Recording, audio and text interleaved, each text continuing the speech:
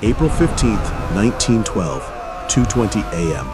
The unsinkable Titanic breaks in half and plunges into the Atlantic. 1,500 people die in freezing water. But here's what they don't tell you. The Titanic had a twin sister, the Olympic, and some believe the ship that sank that night wasn't actually the Titanic at all.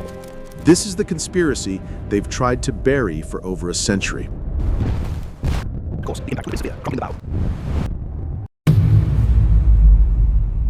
The White Star Line owned two nearly identical ships, the Olympic and the Titanic. In September 1911, 7 months before Titanic's maiden voyage, the Olympic collided with a British warship, the HMS Hawke. The damage was severe. The Olympic needed expensive repairs that insurance wouldn't cover because the collision was ruled the Olympic's fault. Here's where it gets interesting. The Olympic was laid up for repairs at the same dock where Titanic was being finished. Both ships side by side, identical sisters. Only workers could tell them apart by small details. Different window configurations, slightly different promenade decks. The theory suggests White Star Line secretly switched the two ships. They repaired the Olympic, renamed her Titanic, and sent the damaged vessel on the maiden voyage, planning to sink it for insurance money. Sounds crazy. Consider this. J.P. Morgan, the financier who owned White Star Line, canceled his ticket at the last minute. So did over 50 other wealthy, connected passengers. They all suddenly had urgent business elsewhere. Milton Hershey, the chocolate magnate, canceled his booking days before sailing. He later said he had a bad feeling. The ship's original designer, Thomas Andrews, was on board. But according to survivors, he acted strangely that night, almost like he expected the disaster. Workers at Harland and Wolff shipyard later claimed they saw peculiar changes made to the ships during those months. Identifiable features being swapped, hull numbers altered. But the most damning evidence? The wreck itself. When Robert Ballard discovered the Titanic wreck in 1985, he found something odd. The hull number stamped on the propeller read 401, the Olympic's builder number.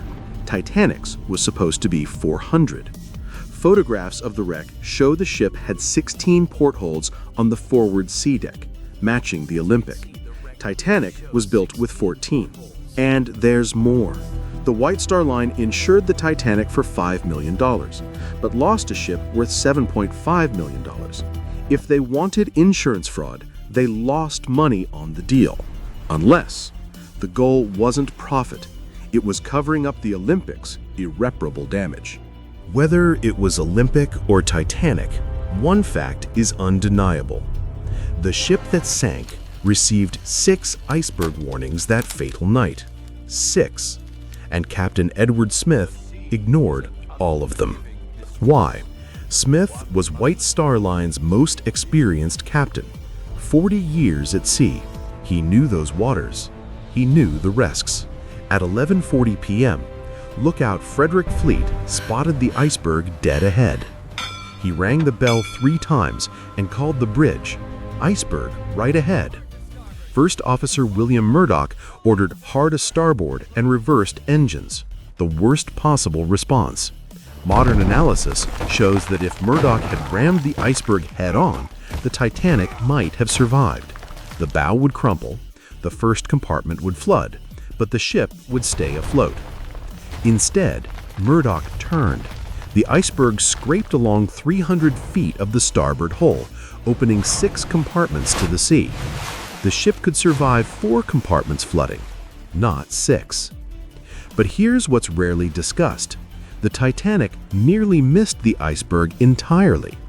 If Murdoch had done nothing, just maintained course, the ship would have passed the iceberg with 20 feet to spare. The turn killed 1,500 people. Some historians argue Murdoch panicked. Others suggest he was following outdated collision procedures. But a third theory proposes something darker. Murdoch was ordered to steer the ship into danger. We'll never know. Murdoch didn't survive the sinking. The Titanic carried lifeboats for 1,178 people. There were 2,224 people on board. British regulations at the time only required ships to carry lifeboats based on tonnage, not passenger capacity. The Titanic met those outdated requirements. Barely. But here's the part that enrages historians. The Titanic's designer originally planned for 48 lifeboats, enough for everyone. White Star Line cut that to 20 because more boats would clutter the first-class promenade deck and ruin the aesthetic. Wealthy passengers didn't want to look at lifeboats, so 1,500 people died. And even the 20 lifeboats they had weren't filled properly. Lifeboat 1 had capacity for 40 people. It launched with 12. Lifeboat 6 launched half empty.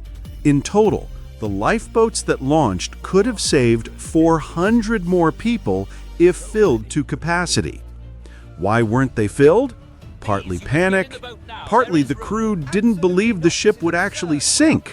First-class passengers didn't want to leave the warm ship for a freezing lifeboat. Many refused to board. The officers loading lifeboats prioritized women and children first, but only in second and third class. First-class men were quietly allowed into boats. J. Bruce Ismay, chairman of White Star Line, survived by jumping into a lifeboat. He claimed there were no women or children nearby. Survivors disputed that. Ismay lived the rest of his life in disgrace.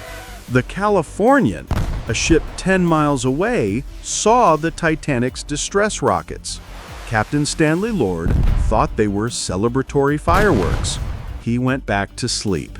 If the Californian had responded, most passengers would have survived. The Titanic's sinking changed everything. New maritime laws required ships to carry enough lifeboats for everyone. Radio watch became mandatory 24 hours.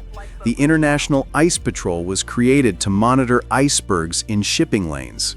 These changes saved countless lives, but they came too late for the 1,500 who died that April night. The ship that was unsinkable sank in less than 3 hours. The largest moving object ever built by humans was destroyed by frozen water. But questions remain.